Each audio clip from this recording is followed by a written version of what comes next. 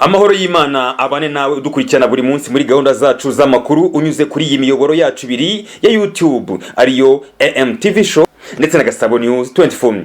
Ni buri mushya hano nagushikariza gukora subscribe cyangwa se sabone kugira ngo ujye uba mu bambere bagerwaho n'amakuru n'ibiganiro tugutegurira umunsi ku wundi.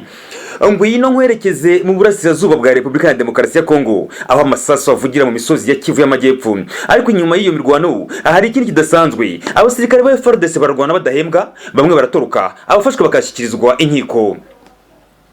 Ni mu gihe ubuyobozi bwa Repubulika ya Demokarasi ya Kongo uvuga ko bushyira imbaraga mu kongera ubushobozi ingabo.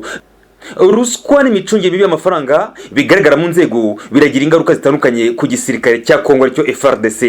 Muri iki kiganiro cyihariye turasesengura uburyo kunyereza umushahara w'abasirikare, kudahembwa, ibikoresho bidahagije n'ubuyobozi budahamye byagize ingaruka ku mikorere ya Fardc mu guhangana n'abarwanyi ba AFC M23. Ngo ikaze muri gahunda yacu y'amakuru.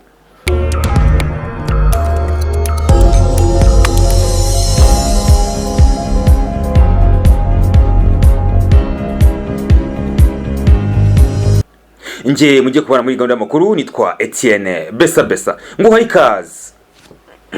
Muri uku kwezi kwa gatanu muri uyu mwaka turimo 2025 umuyobozi wa brigade ya 11 y'ingabo za Kongo arizo Fardc yatangaje ko amafaranga yaragenewe kwishyura umushahara w'abasirikare bakora mu majyepfo y'intara ya Kivu aya mafaranga yanyerejwe.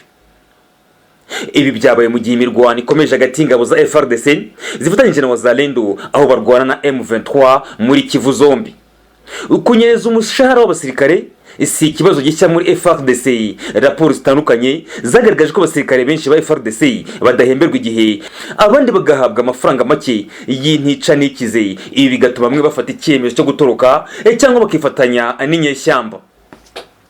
Urugero rwa hafi ni Colonel Shadrack Paruku wo mu gisirikare cya Kongo Fardc n'abasirikare rayoboye barenga 100 aba bafashe icyemezo cyo kwifatanya na M23 muri Mutarama muri uyu mwaka turimo.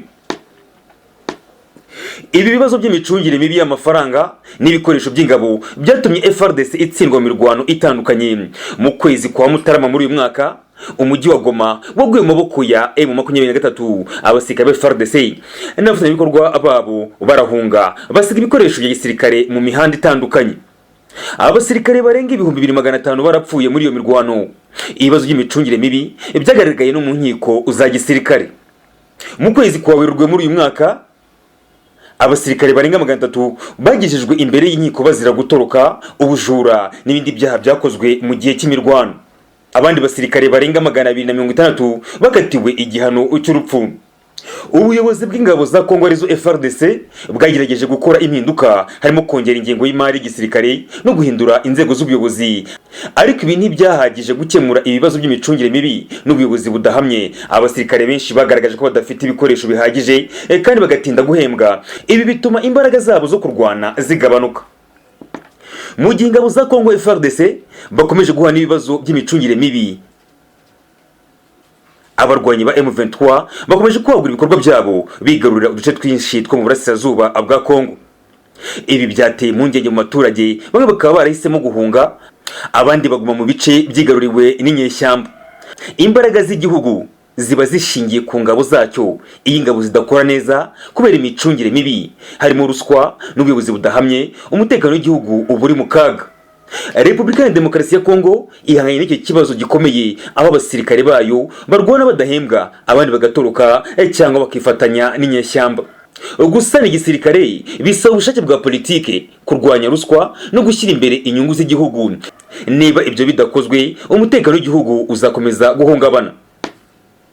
Uyu ni umusozo wacu w'iyi nkuru. Reka ngushimire cyane wari uduteze yombi muri gahunda y'amakuru. Nimba uri mushya hano ntugende koze subscribe kugira ngo tutubana mu makuru yacu ya buri kanya ya buri gihe ndetse n'ibigaro byacu bitandukanye. Kambashimire cyane muri agaciro gakomeye. Shalom.